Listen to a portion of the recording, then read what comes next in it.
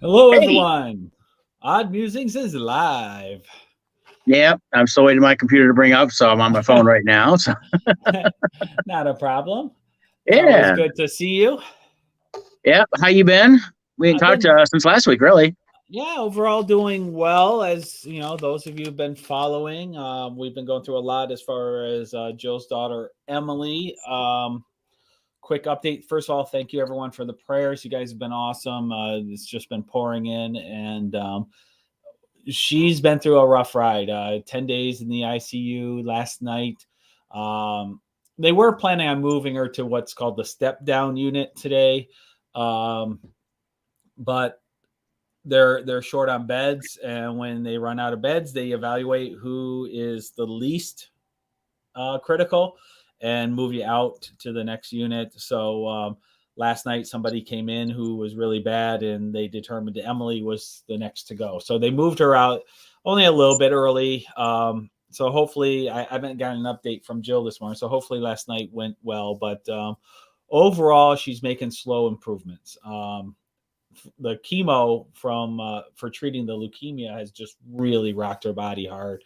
It was a large dose she took 2 weeks ago, so a number of factors. When you go through that much chemo, it's like a nuclear bomb to the immune system. They're basically wiping it out to kill the leukemia, and if you've gone through chemo, I've gone through it for lupus many years ago.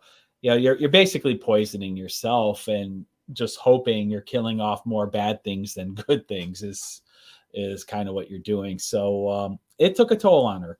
And with that, there was a cascading effect. When your immune system's gone, you're vulnerable to a number of bacteria. It's different things that normally your body fights off without any issue that you don't even realize. So um, like I said, there was a cascading effect. She went through a lot. We definitely are past the worst of it, and we'll just keep praying for her as now that they're out of the ICU.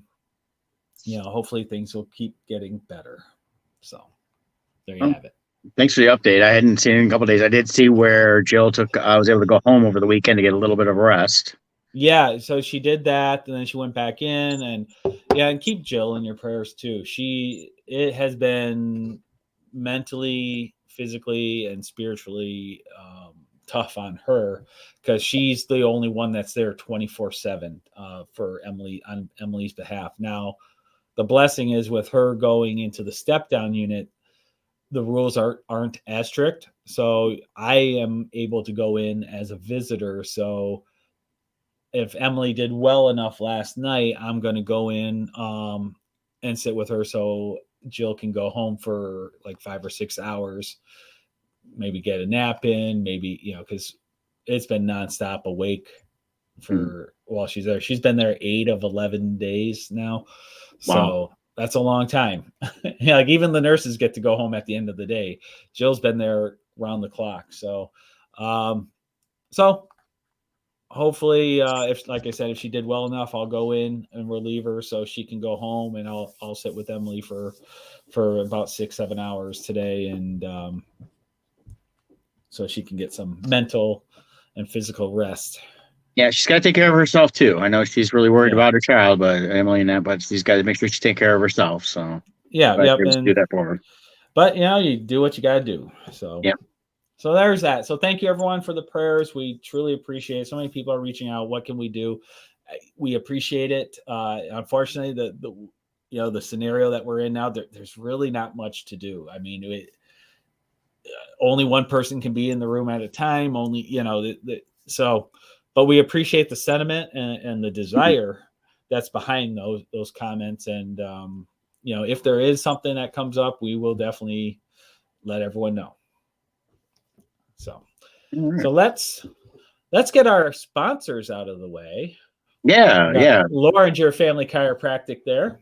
Yep, Large Independent Chiropractic located in Belleville, Michigan and Dexter, Michigan, and they take great pride in providing the finest chiropractic care to each and every patient, offering on-site digital exercise, massage therapy, orthotics, foot levers, living essential oils, full line of vitamins, all in a family-oriented environment. So you can give them a call. And Scott, can you give them the number? I can. The number in Belleville is 734-697-4244. And if you're in the Dexter area, 734-426-3994. And Mhm. their website is loringerfamilychiropractic.com. And here's some of their chiropractors. I got Dr. Brian there and Dr. Anna, Dr. Lisa, Dr. Corinne. Yep, who was a guest on the show. She came Yep. out when we were actually out in Royal Oak, still doing in the studio there. So she came to hang out with us there. Yeah, and Dr. Tyler. Actually, Dr. Tyler's not there anymore. I got to let them know you update their thing. He moved on to another place several months ago, so he's no longer there. We will refer to him as he who shall not be named. Yeah. So they are a great team of chiropractors. They know what they're doing, and they truly care about their patients. They've got some cool things like the spine simulator. They will do x-rays of your spine, and they will check it out, and they explain all this stuff to you. It's really, really cool. And as Brett said, great services. So check them out. Yep. I've been a patient for years, and it's like this past weekend I was working a lot, and it's cold and snow and ice, and so it's nice to be able to go in and get adjusted after everything's just kind of got thrown out of whack. And I had a migraine over the weekend, so I talked about that. So she adjusted me a little bit different for that this week. So yeah. All right. And then also we have Team Titans of Real Estate. Why? Because you matter. That's right. It truly is this digital age that we're in. Technology is always advancing. Social media comes and goes. I mean, even with Facebook took a massive hit. So, you never know what's next. The technical, the tools of the day are always changing. Zuckerberg might go the way of our friend Tom over at MySpace, where he's just a memory down the road, which honestly I wouldn't mind, to be honest. But with that said, what never changes is real estate is a people business. It really is. You got it. There is something up. You don't want to buy a house online without seeing it. You need people involved. You want an expert who knows the neighborhood. I just did another market analysis. Once again, the people were basing everything on the famous Zillow website. And what you really got to realize is the algorithms are just taking averages. There's not a actual intelligence behind this. It's just a mathematical calculation of the averages of similar homes in the area. But there are so many factors that can greatly affect that. And this particular person had a new subdivision next door where those houses had a lot greater value, which artificially pumped up their value way higher than what it actually was. So they thought their house was worth a lot of money. It still was worth a good amount, don't get me wrong, but not what they had in their mind. They already were spending that money. They were looking at houses on their own, which is also why pre-approvals are so important up front. You don't want to fall in love with a house that's $100,000 more than you can afford. Because once you fall in love with that house, every house you look at after that, you're always comparing to that house that you wanted to get. And so we get the pre-approval for you. We give you an accurate analysis of the value of your home, and we'll look at homes that are in your price point. So give us a call. My number, 586-549-6096. I'm holding the fort down on the real estate side of things while Jill takes care of Emily. But if we're keeping it going, our clients will have full service. So as we go through this, please don't think you're bugging us by sending business our way. We still have to pay bills. Actually, send them more business. They're going to need that. Yeah, please send us more business because we, referrals, and we do treat our referrals with a lot of respect. We you put your name on the line by referring us, and we greatly appreciate that. And we give it all to all of our clients. So check us out online, teamtitansofrealestate.com. All right. So this past week, we had a couple new trailers hit. One was a full trailer for Lightyear that's coming out in June. Did you see that? Oh, a new one? No, I did not see that Yeah. one. Full 2 minute. We Oh. get a kind of a view of what Zorg's going to look like, a little bit more into the story. I am beyond excited for this. And they It's are releasing it in theater, so this is going to be a have to see in theater type thing. Yeah, this is the movie I never knew I wanted so badly. When I first saw that The trailer, teaser, yeah, the teasers. it gave me goosebumps, and it was great. I haven't been this excited for a movie, and I felt the same way, goosebumps and everything, since they announced Force Awakens with the first teaser and all that. This is how I feel about that. And knowing Pixar, I believe they're going to do a great job. Oh yeah, here's the I won't play it, but I'll put it up. This is from I'll have to watch this later. Yeah. But I'll just randomly go to a couple spots so we can see what did it do? How did it go to Marvel projects? There we go. Curse them. But Curse the Google.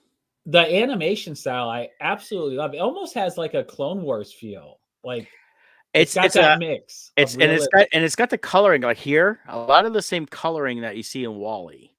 And Pixar films are theorized to be connected. Yep. So, but they're on a different world at this point here. I'll tell you what happened. This first little sequence here is they've been testing. It's like they've been on this planet somewhere, and they're trying to test a new drive so they can leave. So it's basically he's test piloting a star. He's basically Buck Rogers at this point, test piloting a new star drive. Gil Gerard. Yeah. But it's Chris Evans. You can really hear Chris Evans more in this trailer versus the teaser. So, well, the original teaser, we only had the one word. Right, that's true. Right. Yeah. So you get more dialogue in this. They introduced a few new characters that you haven't seen before. There's definitely going to be a little bit of humor in there. You get something like this here. You get that little bit of the iconic look of the Buzz Lightyear. Mm-hmm. But I have to say this. People I know are like, well, they could have used Tim Allen. I'm glad they're not, because this is supposed to be the real life version that they eventually made into like the hero toy and cartoon, which would have not been the same person. So this gives it that more that. And then the cat is basically like a cyborg type cat. It's got artificial intelligence and everything else. So he's a character. The other thing too is Tim Allen's getting up there in age. It's a reality. Using Chris Evans for this opens up the possibility of this becoming a multi-movie series. Which, if it's as good as it's starting to look, I hope they do more, because I think it'll be awesome. Or being Disney, this could be the start of an amazing Disney Plus series. Yep. Which would also be awesome, just like how the Clone Wars has their series. Yep. I love the look of everything, like the way they took the over exaggerated proportions of the toy version of Buzz Lightyear and translate it into how the real world version would look. But he still got it, even like right there. He's got the iconic suit right there. Right. And so he still gets that you still get that bulky feeling, stuff like that, which you would have up in space like that. So this scene here is when I believe it is when we introduced to the enemy, which would be the Zorg and all that. So that'll be so it should be. They show a little bit of him there. So do they? Let's see if it pops up. Oh, there's some bad guys. Yeah, but it looks phenomenal. I can't believe how excited I am for it. Here we go. Yeah. Like I said, I didn't even know I was excited for this. Yeah. I mean, it was when they first announced the trailer, I was like, wait a minute, what? So it's definitely I've watched this trailer a few times. It's just a fun trailer. I just can't wait. June it comes out, I believe June 17th.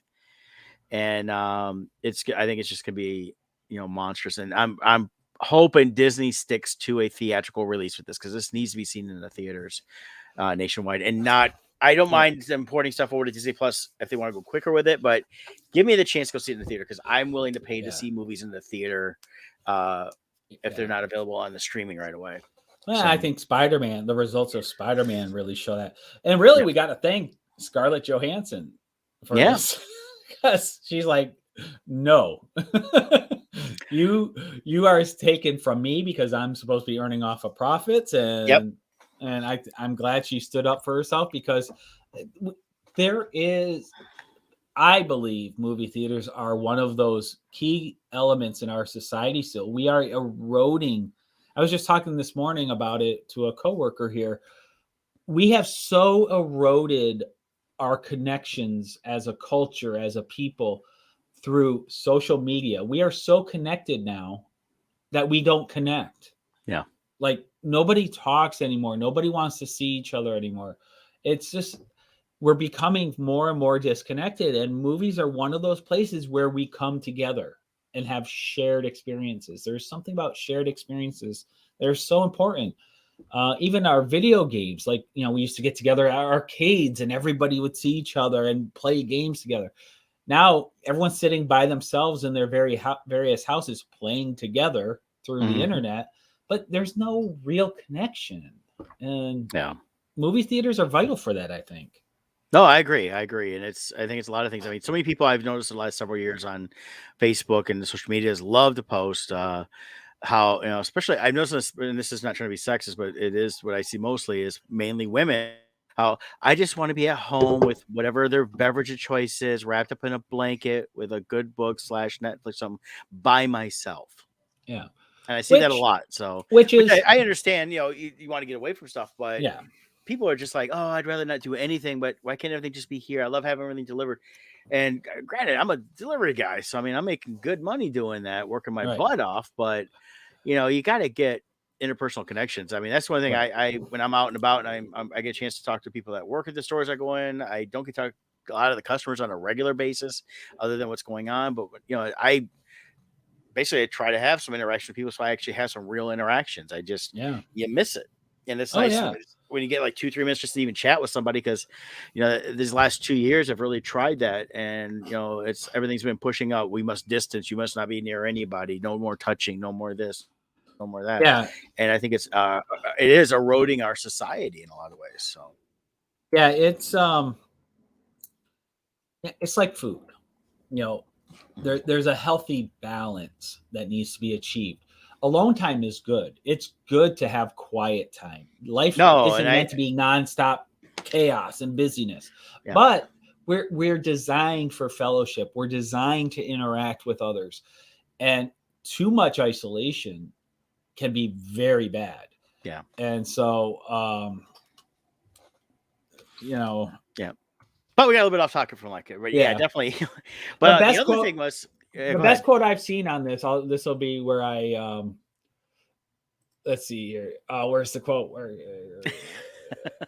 I don't see it now. Anyways, Colin Farrell, his quote, I'll paraphrase because I can't find the exact quote, is how he talked about how during the lockdowns for COVID, how spending so much time alone, he realized how addicting it can be to be alone. Because what happens is, without interacting with other people, 99% of your problems go away. There's no, humans create conflict when other humans come into play on all different levels. Sometimes it's just small friction where there's disagreements or whatever. There's compromise. It can be messy, but it's required for us. We need it. And he was saying how addictive isolation can be, and you got to be careful of it. And I think that's what we're getting to now, is from the lockdowns. I think people have become addicted to isolation. Yeah. Well, the other thought is they released a teaser 3-minute release for the new Orville season that comes out in June as well. And is that showing the opening battle or something, or some kind of there's like there's an opening battle. It follows one of the boys from the doctor that she adopted, and ends with the one finding his brother, and then Isaac shows up, and then it's to the opening sequence that they have. So it's like the first 3 minutes of, I think it's gonna be the first episode. So this looks for season 3. It's called the Orville New Horizons. Looks like pretty much everybody's back. And this new one show, there's a lot more ships. It looks like just that opening sequence and everything in the opening segment is a lot more of a budget, so they definitely had some money. And it's been like 3 years since we've had an episode, because COVID shut everything down with that one, and it took a while for them to be able to get back up and running. Yeah, so just refresh my memory. The first 2 seasons were on Fox, weren't they? That is correct. And then Hulu took it over. San Diego 2019, they announced that it was going to go to Hulu. And the reason it was going to Hulu was Fox. I think they wanted to. Well, at the time, it was just before the merger finished. I think they realized we could port it over to Hulu. Disney picks it up basically when they bought Fox, and then they can. And basically, it looks like they actually pumped a little extra money into it because, hopefully that's something that they're trying to actually build a franchise on. So, because I was impressed that the special effects on this were increased over what I remember from when the series ran the first 2 seasons. Yeah, it's they did a great job with it. I look forward to it. I thought I missed the season. I didn't realize that they went that long. Yeah, it's been like 3 years almost since we've had a season. So it was supposed to come out, I think, in 2020, and then when COVID hit, they shut it. They were just in the middle, I think, of script development, and then everything got shut down, and it just took a while for them to get back ramped up. To be honest with you, I thought they were going to cancel it. So, but if you don't have Hulu and you have a Verizon phone, check their data plans. They have my plan actually includes the entire Disney bundle, so I get Hulu for free, Disney Plus for free, and then ESPN Plus for free if you want that too. Awesome. So that's a great way to get those at a discounted price. And actually, my phone bill went down when I when I switched to it. So great. I also want to give a shout out to Kevin, who's about to launch his Edgar Allan Poe enamel pins Kickstarter. They're very good quality ones. They're launching next Wednesday, isn't it? 16th. Yep. Yeah. So in one more week. So I just posted the link in our comments. If you go there, see the little, there should be a little follow button. I think I'm already following, so you don't see it. There'll be a button to be notified upon launch. So you'll get an email to let you know. But this is a very cool set, a 6-pin set. A certain number of them will be limited to the complete set. It'll be on a carded, numbered card, and then you can also buy pins individually through this. So, yep, I got it somewhere. I got my pin set somewhere here. He gave me as a sample thing. Really excited. The pin quality is phenomenal. I mean, these are up there with like a Disney pin, Universal pin, those type of pins. So it's all metal. It's really good. Our good buddy Jay Fife works with the company that we're dealing with. So we were able to talk to him ahead of time before any of these were ever made, and get some advice on that. So it was pretty cool on that. And the company just does a great job that we're dealing with on that. And they're located here in the States. So we're keeping everything hopefully here in the United States for that. So, but I'm excited we're launching this. And like there, you can see the variant of the purple colored Poe, as well as the other 5. So it's going to be a great set to get. And I expect it to sell. If they don't sell it through the Kickstarter, they'll sell it shortly after. Oh yeah. And then, as a side note too, we were hoping to do enamel pins for the Crimson Shadows 3, but unfortunately that wasn't able to happen. However, if this does well as a standalone, I'll do the launch of the Crimson Shadows pin set as well, so we can get those out, because Kevin did a phenomenal job of designing what the pins will look like, and then we'll coordinate that with Jay Fife to finalize it as actual pins. Yeah, and this Kickstarter, I believe, is only going to run about 2 weeks. So you have this is going to be on this. Yep. So you don't drag your feet. So go to the link, click the notify me at launch button, and then be part of it. Yep. Be good stuff. Yeah. So I know we got Book of Boba to talk about. We'll get to that. And we're not talking today's finale episode. We're talking last week's episode. No spoilers. We'll cover the finale next week. We want to give people a chance, because I popped up my phone. I haven't just pulled up Facebook before I even watched it, and already started seeing people post at like 5, 6 in the morning. They'd watched it and trying to tell me. I was like, it's like why ridiculous. Do people... And even their non-spoiler stuff, spoil stuff, because they always put something in there. So I just saw deleted off there, and I went ahead and watched it on that. But I did start watching. I've got the Paramount Plus app, so I love that I can watch these shows without commercials. Have you seen Ghosts? No. Okay, it's a sitcom on CBS, and over last week, Mom and I have been watching on the Paramount thing. I wasn't sure. I was like, it looks kind of funny. I was like, yeah, the trailer's funny. We'll watch it. We ended up watching over like the last few days, all 13 episodes. They're like 22 minutes each. Really? And the premise is there's this house, there's ghosts there, of course, and they've all died on this property, so they're stuck on this property. And then the old woman that lives there dies, and the last living relative, that's the girl there, her and her husband move in. and they don't know the ghosts are there, stuff like that. Well, she ends up tripping, hitting her head. When she wakes up from her coma, she could see ghosts. So she's able to interact and talk with them. And you've got like over in the top left there, he's a Viking.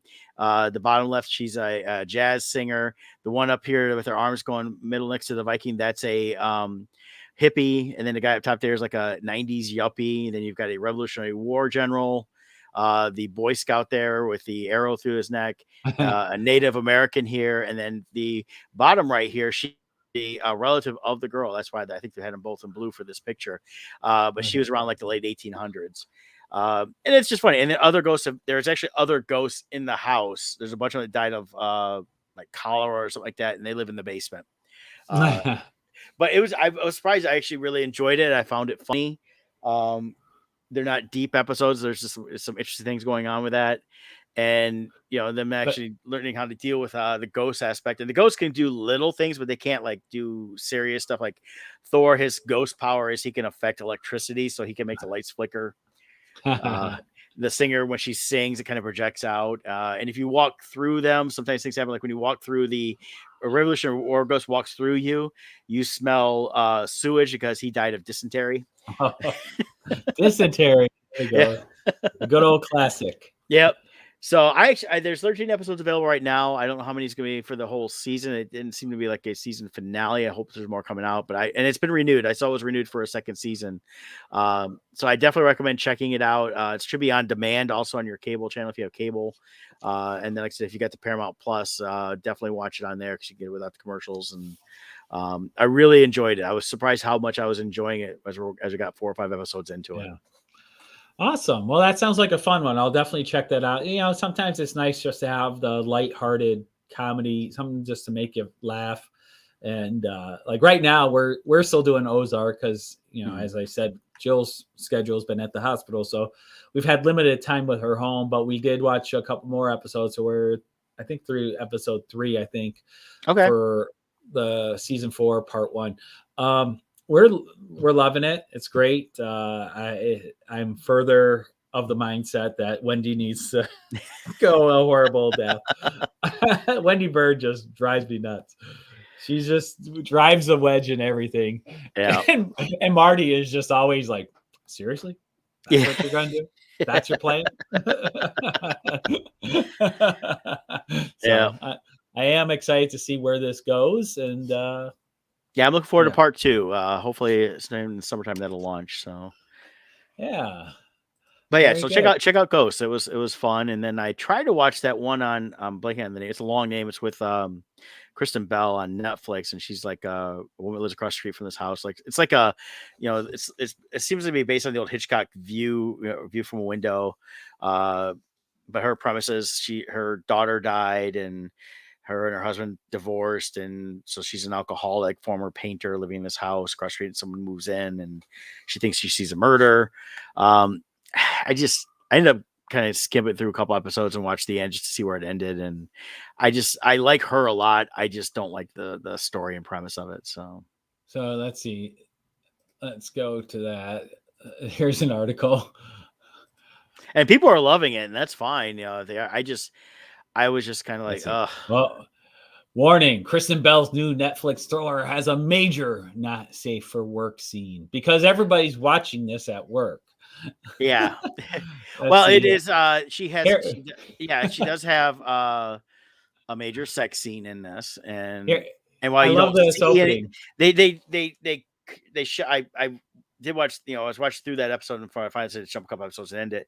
And she was, they cut it away so you don't really see anything, but they allude to a lot more stuff in that. But I'm going, she's done stuff like this before. I mean, she was in the Sarah Marshall movie. She was like this. So I don't know why people were getting all upset all of a sudden online about it. So plus this is an adult show. This isn't Veronica Mars. This ain't 20 years ago, Veronica Mars, Right. But I love the opening of this article. Kristen Bell's new Netflix show has one of the most ridiculous titles I've ever seen. The Woman in the House Across the Street from the Girl in the Window. Yeah. That is a long title. Let's see. That's why I didn't remember it. It's a parody of modern thrillers like Gone Girl, The Girl on the Train, and the Netflix movie, The Woman in the Window. So they go through talk. But anyways, Uh, that Yeah. is a long title. Speaking of Netflix too, Jennifer Aniston posted a picture on Oh Instagram yeah, Murder with Mystery 2. with Adam Sandler. So that confirmed they are currently filming Murder Mystery 2. That was a fun one. I enjoyed it. Her and Adam Sandler do well together. They're a good pairing. You know, Jennifer Aniston, she really does do well on those kind of movies. Like she was great Yes. in Horrible Bosses. She was great in We're the Millers. We're the Millers. Oh my God, it was so funny. So Yep.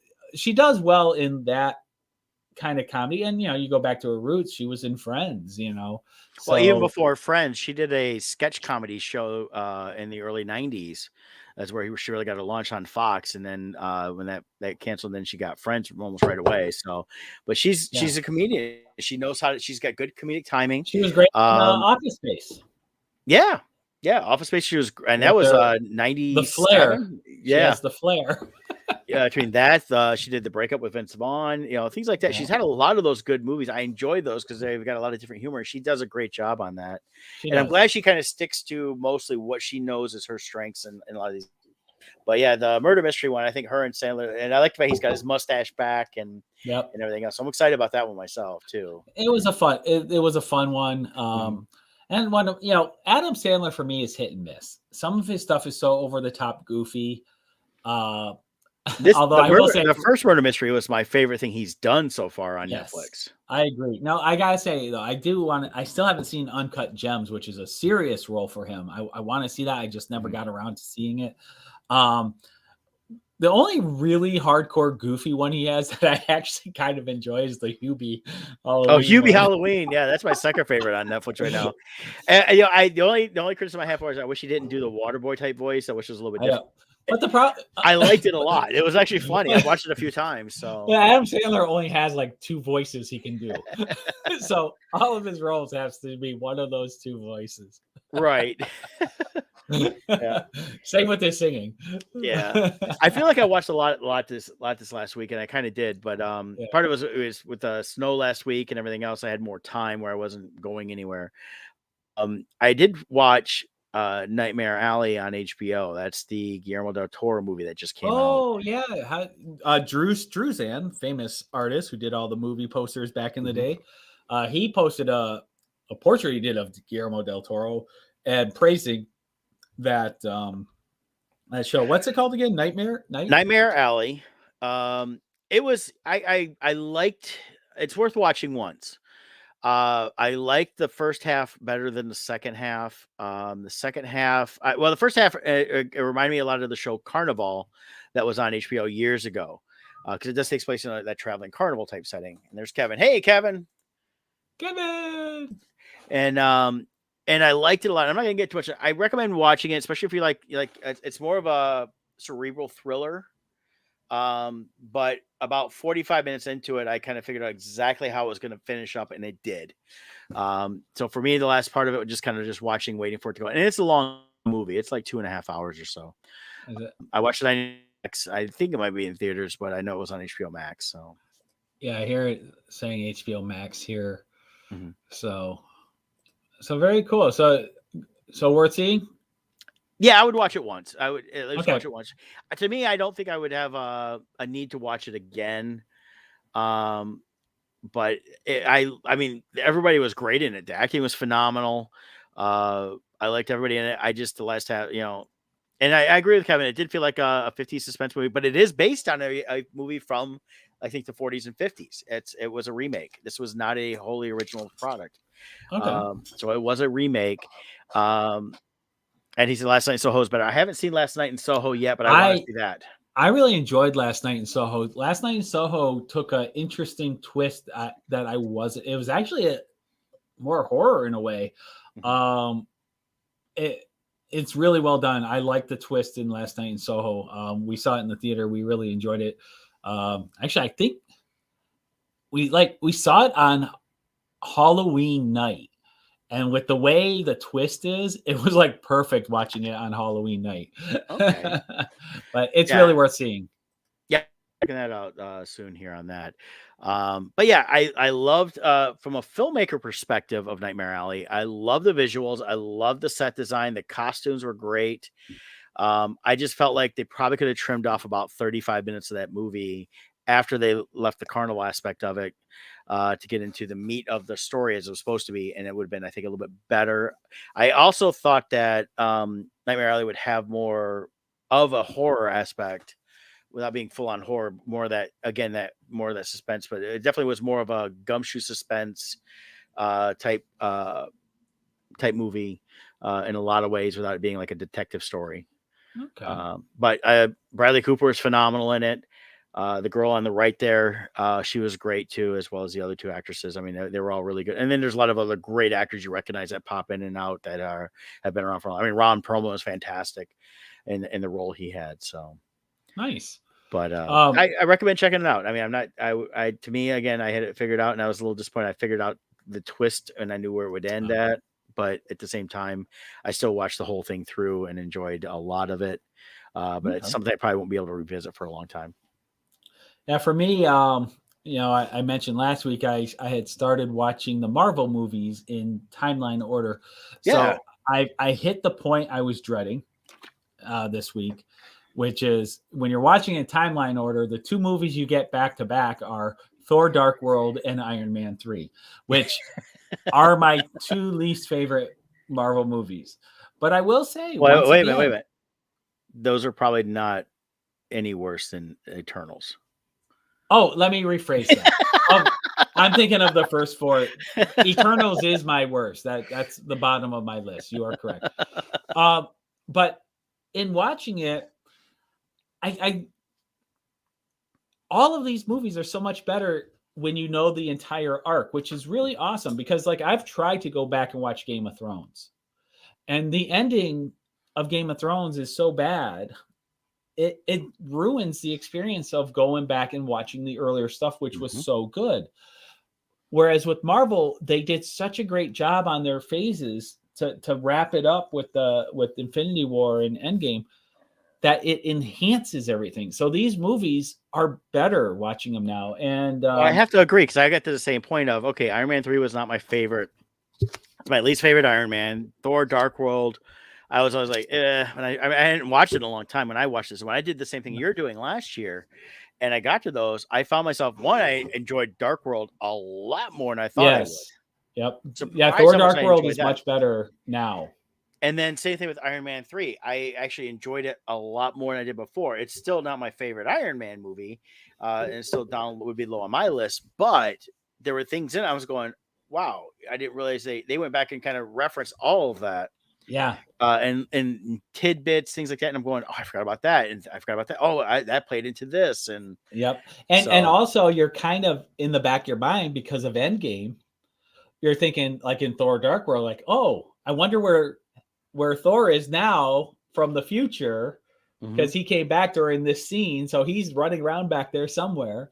Yep. And like there's a spot where he throws his hammer and it goes for a little bit and then it comes back and it's like that's where he grabbed the hammer and then they had to return it to that timeline. Well, look at that.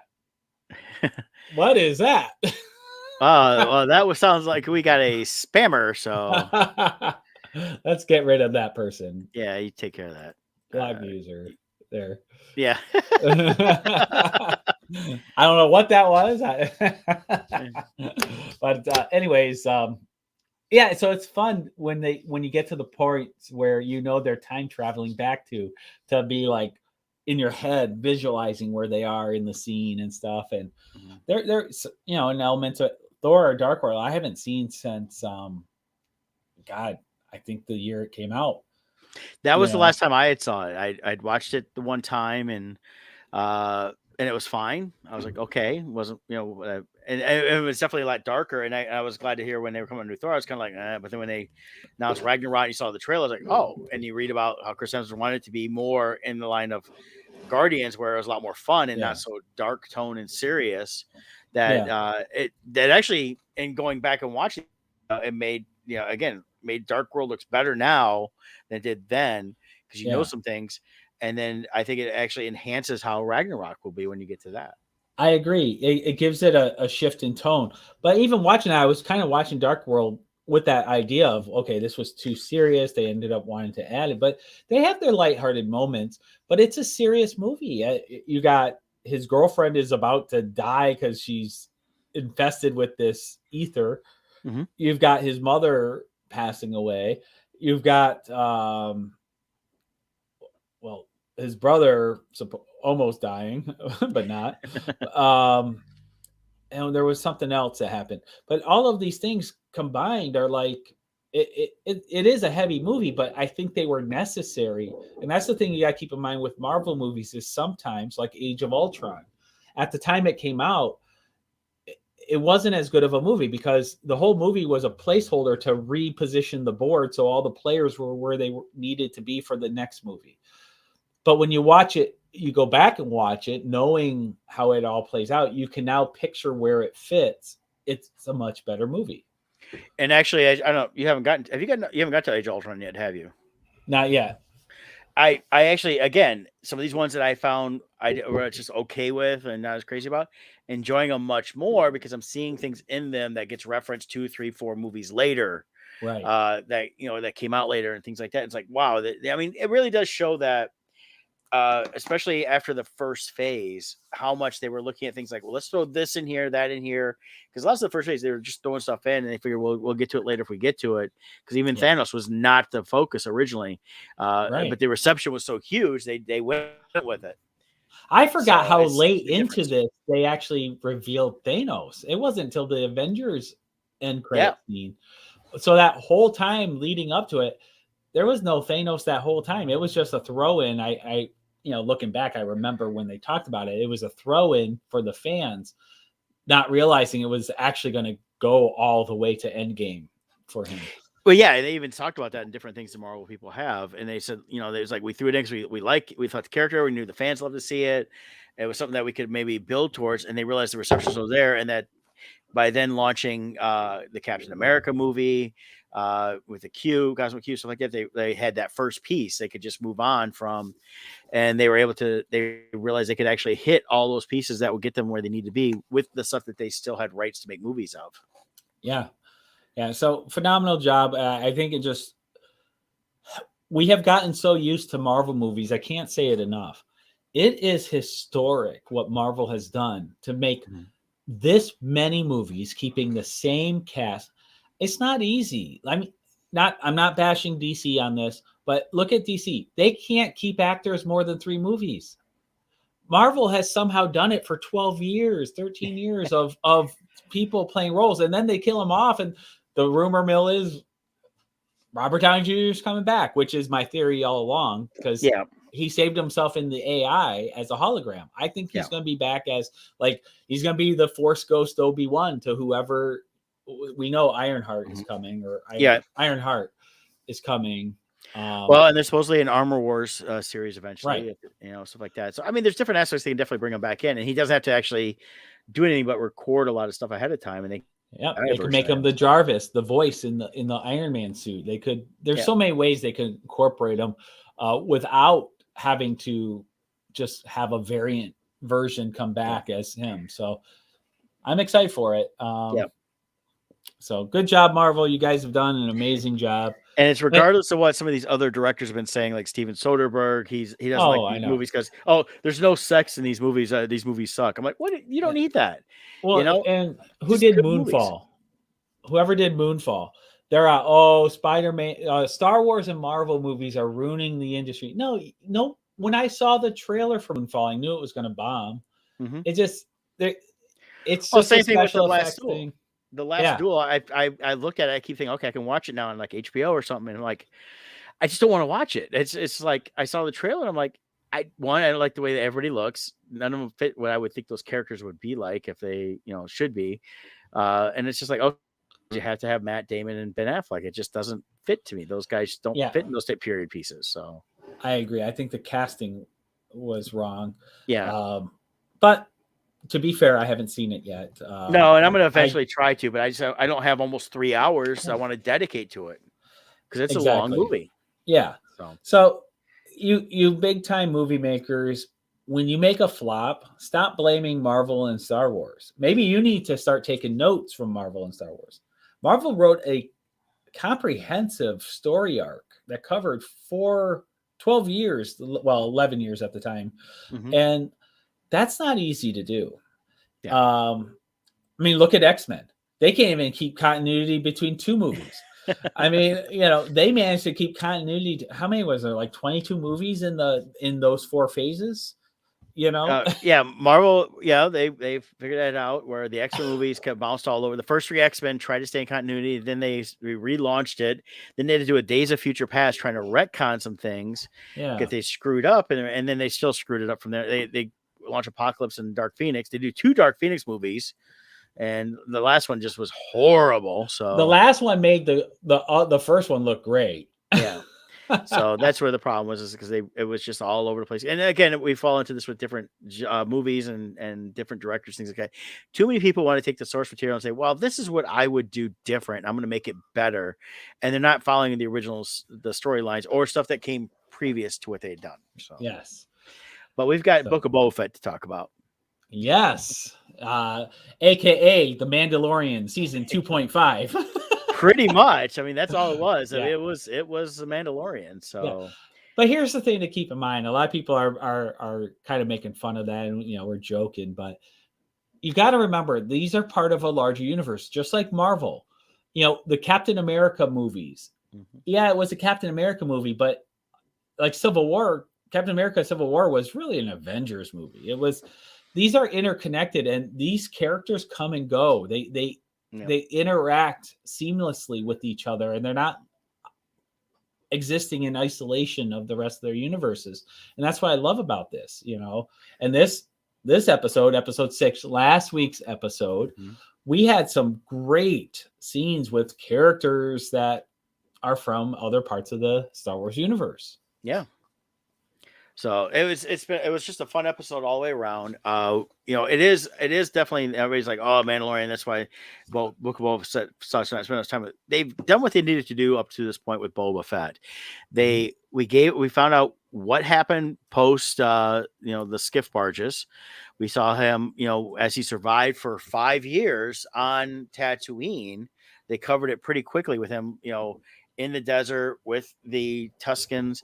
Well, it felt like it was only a short time. Really, he was with them a long time, and then eventually became part of their tribe. And then we know from Mandalorian season 2, he gets his armor back, and then it goes off to become what he's doing. But we saw what happened before he got his armor back, how all that fit in. We saw the scene everything that led up to him finding Fennec Shan, how she became part of him, stuff like that. And then so this one here. We've got now you've got the Mandalorian having to make he takes the wants to go and see Grogu. Yeah. Which gives us an amazing scene with a young Luke, post Return of the Jedi Luke, and Ahsoka. We get them both in the same scene together. We get Grogu, we get the Mandalorian. They're doing a phenomenal job. This is they got that deep fake guy over to Lucasfilm, and I thought it was phenomenal, the Luke. Yeah, well, reading up about it, they have a body double, and they've announced who he is. He's actually out there, and they're definitely doing a voiceover thing. And then he's doing the dialogue.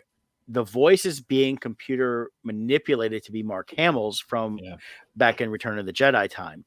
So while Mark Hamill is credited because they are using his likeness, I don't believe he had much to actually do with the production of. He did nothing, actually. I was reading the other day. I think he said it, but maybe it was Lucasfilm. He actually recorded no dialogue for that episode. It was purely from past dialogue he's done through interviews and movies that they computer generated.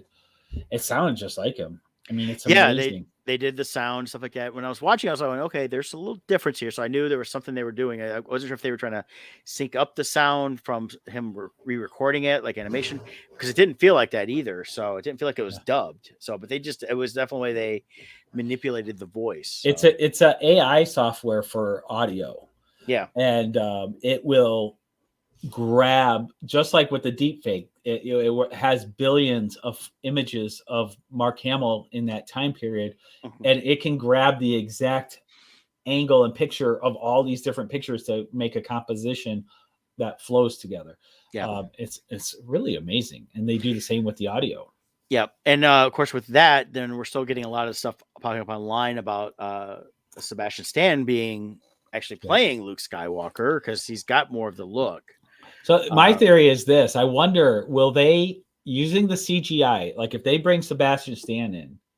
I mean, honestly, he might look good enough; they don't have to do a transition, but they could do a season where they alter it to be a blend of him and Luke, so it's a minor transition, and then they stop doing it where it's fully him, so it feels seamless. Yeah, I could see that because they would basically at that point age, and he would be a little different looking, a little different sounding, stuff like that. And I think it would fit. So, but yeah, we got this. We've got Mando goes to visit Grogu. He, of course, when he lands, R2's there, and R2 takes him, and and then these Makes robots him wait. build. Yeah, well, these robots are building a structure, or droids, and then the one comes over and builds him a bench. And he's like, "Is that a bench?" And they're called ant droids. We've never seen these before. Ant droids. No, they were cool. They were builders, and that. So he waits, and then Ahsoka shows up, and he didn't expect to see her. I didn't expect to see her really. And basically Ahsoka fills him in. I like her line. She's an old friend of the family, so she references her being a Padawan. And then when she takes him and says, "Well, here's your choice," and they see them training off in this. We do see some training sequence between Luke and Grogu too. And which reference back to his old training with Yoda as well as Obi-Wan. And then like he gets a choice. He has a choice. Do you want to go and talk to him and mess up his training because maybe he's no longer a foundling, maybe now he's a Padawan. So he leaves the chainmail, as we see, the shirt that was made for Grogu, and decides to head back to Tatooine because of course they got to get ready for the battle. But then, of course, Luke gives Grogu the option of, he brings out Yoda's lightsaber. So I was kind of cool that he has Yoda's lightsaber. So there is another functional lightsaber in the era right now. And then, or he has a choice of that. So we don't see what choice he makes in this episode. But it was interesting to see they went that route with it. And then, of course, we get back to Tatooine, and we have another great Clone Wars character pop up. I don't know if you have a picture of that. Hold on a second. Who are we talking about? Wait a minute. He goes to Freetown. Oh, Freetown. You want the big reveal? We've got Cobb Vanth. We see Cobb Vanth again, which is great. No armor. Because his armor was Boba Fett's. Gave it back to Boba Fett. Yeah. And Timothy Oliphant's great. He's just that lanky. There's some of Grogu's training sequence. Yep. And which we got the throwback. Grogu was in the little carrier as Luke was running through the forest. Yep, doing the leaps and blips and that. But then we have Cad Bane, straight that from was Clone awesome. Wars and Rebels. Which from a distance, even like people who watch this, as soon as you saw that little silhouette in the distance, I knew exactly. Everyone knew. Everyone knew. There's a distinctive walk and look to him. Mm-hmm. I thought it was a phenomenal bringing to live action of Cad Bane that they did from the Clone Wars. Now, I saw some things online where people went and fixed his look and to make him look more like the cartoon. And the look here, though, I'm like, you got to remember, this is also probably 15 to 20 years from Rebels. Yep. So he's aged. Bane's up there in age. Yeah. So he's not young. He's still the gunfighter, bounty hunter. He was in his prime when Boba was a child. Yes, because he kind of mentored Boba. Right, so he's like 30 years older than Boba probably, and so he's up there in age. But to be honest, I don't know how long Duros live, so I'm not sure if that's. I mean, in Star Wars, Wookiees live to be a few hundred years old. Grogu is ancient, and he's 50 years old as a baby still. Yeah, so Yeah, so they bring him in, and he, of course, confronts the sheriff, which is Cobb Vanth, Timothy Oliphant. And we also learned when we're there, because actually the Mandalorian had come and saw them and to recruit them, and he left. And then we got to meet the deputy, which sets up this whole thing, because you got basically Cobb sees something coming, he tells everybody to go basically get inside, get out of the way, tells the deputy to stay back. But the deputy's a moron. Yeah, right away you can tell he's the red shirt of the show. Yeah, he's not going to last to the end, and sure enough, he keeps sticking his nose in things. It's like, What are we you kind of doing? got a Western duel, and Cobb Vanth gets taken out by one shot, but the deputy gets plugged a bunch of times by Cad Bane, Mhm. and he just tears into him. You can tell he's like and I like the way he made him look. He looked like he was just completely pissed. Like, really, you took a shot at me? He made sure he was gone. Yep. So But and at the end of this episode, we still don't know what's going on with Cobb Vanth. We don't know if he truly is dead. We haven't seen a formalization of that. So I'm kind of hoping he's not. I like the character. I like Timothy Oliphant. I'm really hoping that we get to see him not just in the next episode, but also going forward in either the Book of Boba Fett, or if they do another season, or Mandalorian, things like that. Because I like the character a lot. Yeah, for sure. So I think this, just like with the Marvel movies, these are things that you got to realize they're in the part of a much larger sequence, much larger puzzle. And these are pieces, and a lot of what's happening here are pieces are getting moved in place. So when the Ahsoka series starts, we know they don't have to do setup. We know where they're at. When with Mandalorian season 3 starts up, we'll know why they are where they're at. And they are doing a lot with Boba. I saw a funny meme said all of you are complaining that you want your old Boba back. He goes, well, now he has little screen time. He doesn't say anything, and we barely see him in action. And he goes, "Oh yeah, I got your wish." Yeah. But yeah, this whole Book of Boba is just all these chapters has not just set up and taking care of this whole Boba Fett aspect and bringing him back into the Star Wars universe alive in canon. This last 2 episodes, the 5 and 6, have set up the next Mandalorian season. It set up the Ahsoka series because she references that in this too, that she's got something else she has to do. Yep. And she's not going to be on world with Luke, and mentions the Luke setting up the academy, which, if they decide to fully retcon the movies that has been speculated for quite a while, you're going to want this setup because then it's going to start going into eventually the Jedi Academy, which is something I think a lot of us over the years have wanted to see, is something centered around a Jedi Academy post Return of the Jedi, the rebuilding of the Jedi. And, we, in the Legend series, and when we had, Mara Jade and all this other stuff that came out, it was definitely stuff that I'd like to see live action. So, oh yeah. So before we wrap up, let's just do a spoiler-free review of the finale. It was awesome. So, it was awesome. I feel they did a great job of wrapping up this entire season, bringing everything together, but while still leaving it open for a Boba Fett season 2. Yep. And there is one mid-credit scene. Yes, mid-credit, no post-credit. So Right. Stay tuned after the concept art, which once again, I've been enjoying the concept art of this too, just like they did with the Mandalorian. Oh, in fact, I just I ordered, it should be here next week. Mandalorian season 2 art book is coming out next week. Oh, is it? I bought the first one, loved it, because it gives you a lot of insight into how they make these episodes.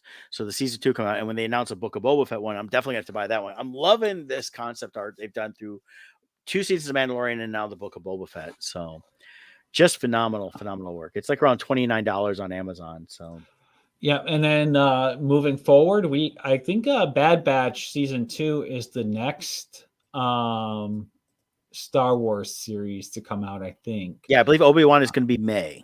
Yeah, so here we see there was an accidental leak, but they're saying they don't think it's a Jedi mind trick to fool people. it's looking like May. Yeah. So and it has to do with when the Obi-Wan Kenobi comic book is being released. That was announced, and it ties into the series evidently. So that's where they're thinking this will come out in May. So if so, that'll be awesome. We got the Cassian Andor series should be coming soon. I've been reading a lot. They said that's renewed for a second season already. Haven't seen that pop up. Yeah, yesterday I saw a bunch of different articles, all sources that are usually right on, and it said it's already been renewed for a second season.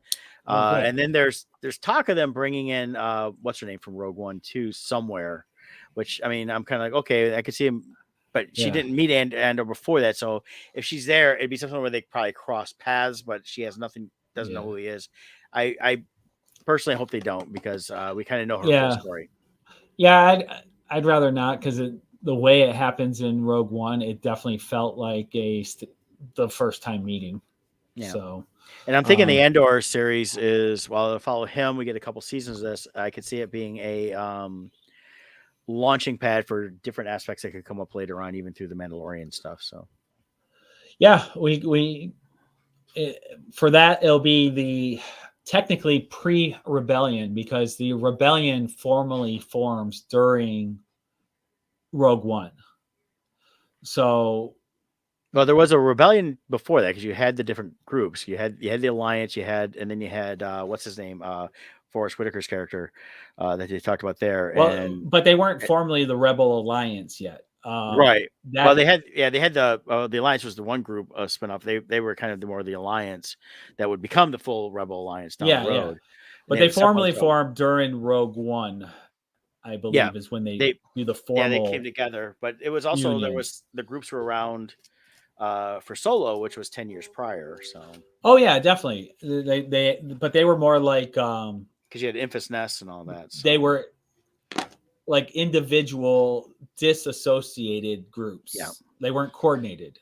Right. And, they didn't get fully coordinated until Rogue One. That's when they were coming together.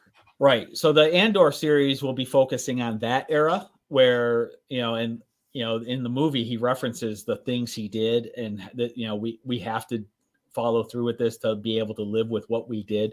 So I think we're going to see a darker side of the rebels that we're used to. Yeah. So maybe not so much the good guys. Well, and I'm wondering if during this time we might even see some live action versions of the rebels from the cartoon. Yeah. So there's we'll see some aspects of that because I mean that would because that would be we maybe we'll get a live action General Sedula or what's her first name? Hera.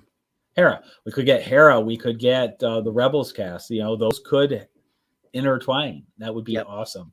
And Filoni keeps bringing his stuff into live action, so it would be we could get Thrawn too. Yeah. Well, Thrawn is supposed to. Well, we could see Thrawn, but Thrawn has pretty much been set for the Ahsoka series, right? But that's post. So in the Rebel series, the end of it, Thrawn goes off into hyperspace somewhere to never be seen again, and we get older Thrawn in the Ahsoka series. But we could get younger Thrawn if this is the Rebels era. We could get him in it too, right? So they could de-age him for that. So we could get, they got the actor in, so they could do it. And for those who don't know, it's the actual voice actor playing the live action, as does the voices in the Rebel series. Yep. And last week's Book of Boba Fett, because it had Ahsoka, was of course directed by Filoni, because Filoni seems to only he'll direct any episode that Ahsoka's in, because that's his character. He created Ahsoka. That's his baby. Yeah, he is very protective of her. So yeah. So I'm excited. A lot of Star Wars stuff, a lot of goodness coming out. One other thing too, I haven't watched it yet, but I'm seeing a lot of great reviews. Have you watched the Reacher series yet? Actually, yeah. See, I felt like I watched a lot of stuff. I've watched the whole series. I didn't even intend to. I was just kind of zip through it. I'm not going to give anything on that. Just watch it. The first, it's not the Tom Cruise. And when I read after the fact, because I didn't want to read anything online, this is more towards how the character was in the books. Where the Tom Cruise was not. So him being a bigger guy, don't get turned off by that. He seems very kind of blah the first 1 to 2 episodes. It makes sense as it goes on, as they reveal his character more on how he is and what's going on with him. So I really liked it a lot. This kind of covers the very first book, The Killing Floor. So Kevin said he watched it, really enjoyed it, very good. Can't wait for it. It's been renewed. It was renewed 3 days in. And if you watch the Titan series, the Teen Titans series, live action series for DC, he is the actor that played Hawk for Hawk and Dove. Yes. He's a huge guy. He does look like a superhero. He's got a great physique for that. And I really enjoyed him as Hawk in the Titan series. So looking forward to seeing him as Reacher. And the action looks great from what I've seen. So yeah, it starts off the way it finished. It was night and day. It definitely was not. I mean, I seen people commenting like they thought the production quality was low. I said they didn't go in high quality. I mean, they spent some money on this, but the thing with this is I think it's when they said, okay, let's see if it's how well it's received. They didn't want to drop a ton of money on it. I think it's gonna come back. It's got that Jack Ryan feel to it in terms of Yeah. production and things like that. It's gonna get more money for the second season. Be curious to see where they go, if they're gonna diverge on certain things from the books going forward after this season. In terms of different characters and things like that. So it'll be interesting to see what they do, but I loved it. It's like 7, 8 episodes, something like that. And they went by faster than I thought they would. Yeah. Oh, great. Well, definitely looking forward to watching that and seeing where that goes. Like I said, the response has been great. Amazon obviously liked the response, renewing it so quickly. 3 days in. I didn't realize it had only been out since Friday. I popped it on over the weekend. I was like, oh, hey, I've been wanting to watch this. And I watched a couple episodes, and then next time I watched a couple more episodes, and next time I'm watching a couple more, and I finished it off the other night, and I was like, oh, geez, I didn't realize I was finishing this. So, also Super Bowl is this weekend, and they announced they are going to have the trailer for the Lord of the Rings series for Amazon during the Super Bowl. So that will be coming out. I'm definitely looking forward to that.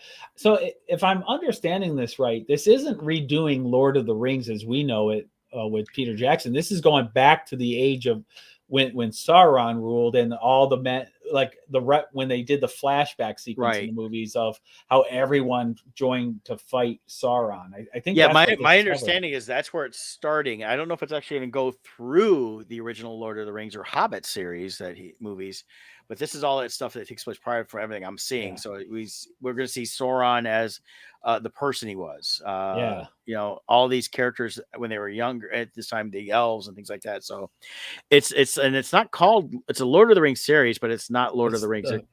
Right. Power of the Rings or something like that, or Rings of Power or something, I think. Amazon Lord of Rings. And they have like a $500 million budget on this, which is why they might not have spent as much on Reacher. they spent a lot of money for this. Let's see here. Lord of Rings, the Rings of Power.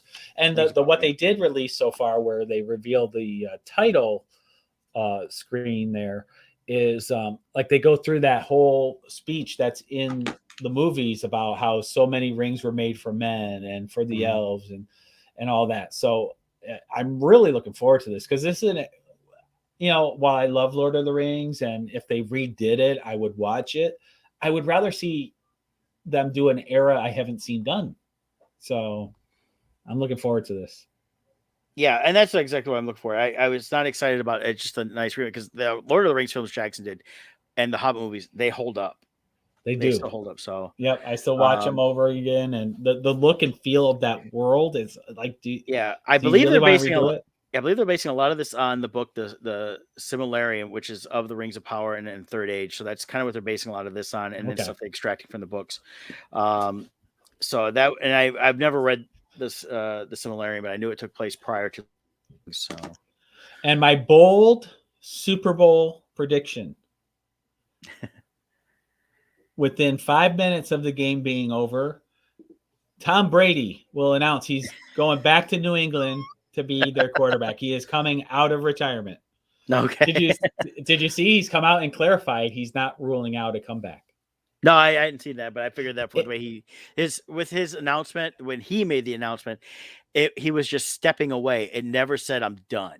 It never said the words retirement or retire. Yeah. I think he wants to retire as a New England Patriot. And so now maybe it won't be as quarterback, maybe it'll be as a different role, but he has come out this week to say, don't rule out a comeback. Yeah. And then I don't know how true it is, but someone did post supposedly a Simpsons episode where it was Cincinnati versus the Rams, and the Cincinnati Bengals beat the Rams 34-31. So that's what the Simpsons have predicted, if it's true. What is going on with this? I don't know. Simpsons seem to have a lot of predictions and stuff. So, let's see. Simpsons viral Bengals Super Bowl prediction debunked. Yeah, it's probably not real, but that's their prediction I saw, and I'm gonna myself. So I think the Bengals are gonna come out hard, and because they have absolutely nothing to lose, because they weren't even supposed to be in the playoffs this year. I have to say, like, a lot of people are cheering for Stafford around here because Stafford was a Lion. But I think I'm rooting for Cincinnati just because they're such underdogs. I mean, they're a lot like Detroit. They've had a horrible team for so long. It'd be nice to see them come back. 2 years ago they had the worst record in the NFL, and now to turn it around to make it to the Super Bowl, I think that's really cool. And as far as the Stafford thing, I saw an article, and it's like if LA wins, we should have a parade in Detroit. Like, really? How pathetic is it we're going to celebrate another team's victory with a parade? This is the same thing when I saw when people in Cleveland, when LeBron James came back to Cleveland after leaving and talking how crappy Cleveland is, stuff like that. My thing with has been always saying with Stafford, it's like, yes, the Lions have a lot of issues all the way through their organization. Yeah. But Stafford himself, when you go back and truly pay attention, his great numbers were in the first half to the third. And this showed in playoffs. He got lucky. I'm sorry. He was winning. They were winning 27-3, and their defense gave up 24 points, and he got lucky with a pass that he couldn't even get into the end zone. They still had to bring the kicker out to finish the game to win. Yeah. So it's not – Stafford's not – he's done a couple great things, but overall, he doesn't inspire and lead the team. And that if he did, they should have been dominating. The Lions should have at least made a few more playoff appearances with him than it did. And a lot of times it's because he gave up, and you could see him give up in the month of December because he was not inspiring the team, and he just said, screw it, I'll just go home with the wife. And to be fair to Stafford, I'll be fair to him. I'm not a Stafford fan, but to be fair to him, a lot of this goes on the Lions because they misused him. They kept wanting him to be Tom Brady for the team. He's not Tom Brady. Yeah. LA is using him properly. Yep. He's in the proper – that's a perfect structure of a team for him. He has great weapons, great things, but there's other leaders on the team as well. And the whole thing isn't resting on his shoulders. He's not the guy to rest the entire team on. Now, and a little bit I've seen him talk too. They try to make him, the media is trying to make him look like this great leader, but realistically, there's a guy on defense that is the inspiration for this team that leads them. Yeah. So he found his perfect team, and I'm happy for him. As here's the thing: Stafford has, like, the way they kept holding him up, it drove me nuts with the Lions. However, he is a good guy. I mean, he does a lot for charities. He's a great individual. He's not, there's so many people in the NFL who are just horrible role models. He's a great guy. His wife, she went through so much medically and getting through that, and he's a good family guy. So there's a lot of things about him I really do like. So I don't want to look like I just trashed that. No, the only thing about him I'm talking about is just his football playing. Yes, my issue with him was, with, like, for instance, Tebow got just lambasted in the NFL and run out of town. And everyone's like, oh, that sidearm throw. And you can't be a quarterback like that. But Stafford does the same thing. And it's like, oh, he's a gunslinger. It's like, well, wait a minute. They both do this throw. Why is it bad when Tebow does it, but good when Stafford does it? They're both doing the same thing. Now finally, after 13 years, Stafford finally has more playoff wins than Tebow, but for all this,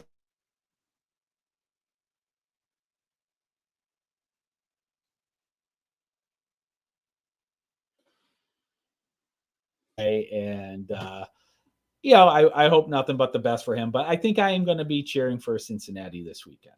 Yep, go Bengals, and we'll see what happens. So, but there we have. Hey, next week. We'll recap it a little bit next week and talk about any fun commercials you may see and stuff like that. So I guess that's it, man. So I'll take us out. Talk to y'all later. Bye.